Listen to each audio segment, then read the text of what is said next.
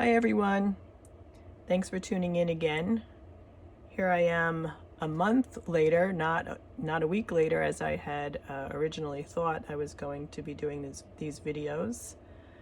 I just want to explain a little bit as to what happened. As I'm sure you know, whenever you have a plan, it just seems really good and you move forward, but then reality sometimes kicks in and shows you that not everything goes the way you expect. And I guess that's what happened for me. What I really wanted to do was every day in January pick some green plants that were growing outside here in northern Middle Tennessee where I live, which I was doing. And then it was a little difficult to get a print, as I had described previously, and I was thinking it was because the air was so dry.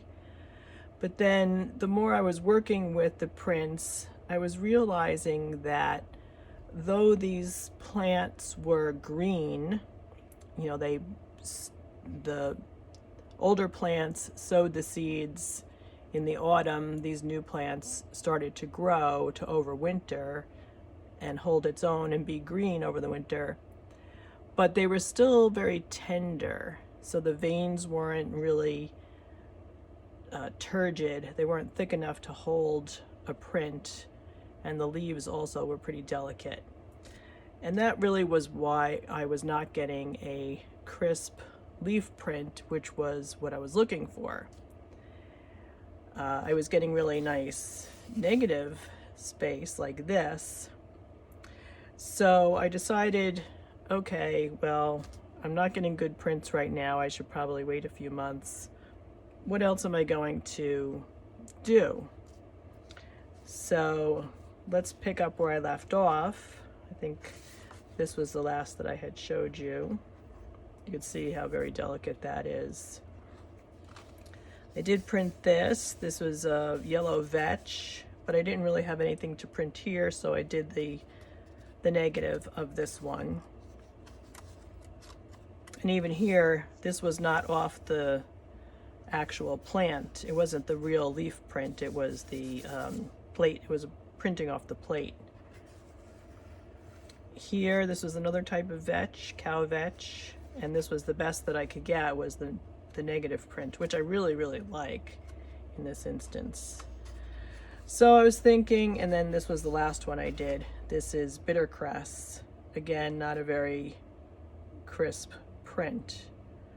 So I was thinking, well, I'm going to have a lot of blank space now on these pages if I'm not going to be doing leaf prints.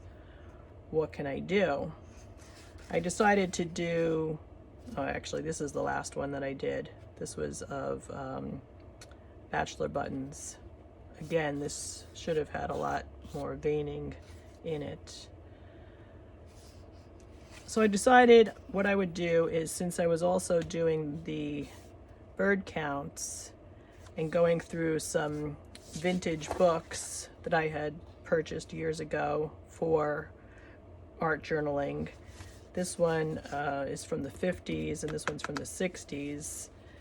I decided to really go ahead and cut out some of the birds that I was seeing in my yard and really feature them. And I've got a few books on folklore for birds, and so then I decided to refer to those books, and then I could add some journaling notes about those.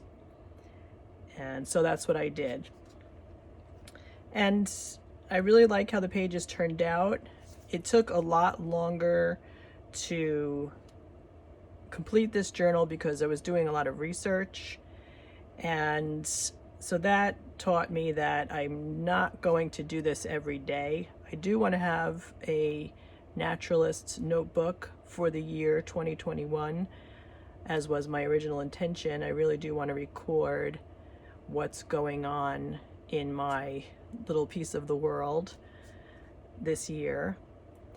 But I'm not going to do it every day because I don't want this to be the entire focus of a day, and it can often be that. So let me just do a little flip through to show you the rest of the journal here.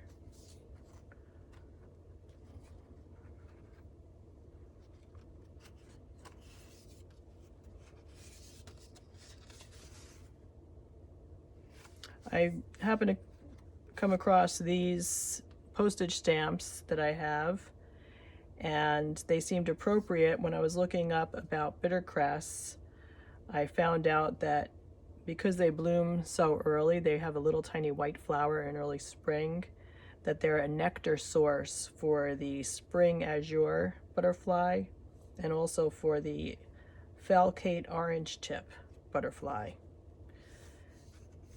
So that's pretty important, especially since a lot of sources I looked up consider this a terrible garden weed, yet it certainly has value. The white-throated sparrow, in one of my researches, came across a children's author, Thornton W. Burgess, interprets the song as him saying, "I live happily, happily, happily. I live happily, happily, happily." I really love that. I've been a Thornton W. Burgess fan for 30 years. If you don't know him, I suggest you look him up. He's awesome.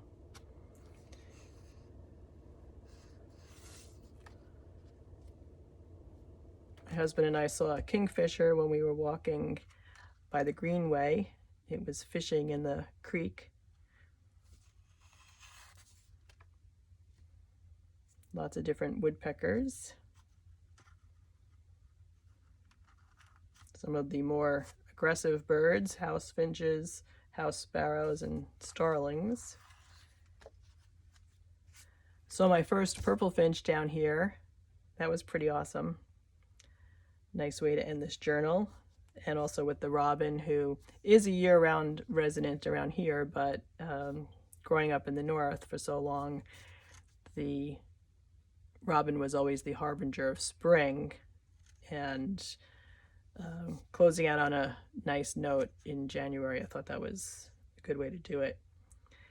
And so that's it with, oh, and I decided just to fill up the space with some of the negative prints of what I had done earlier. Same here, that I had done earlier in the month.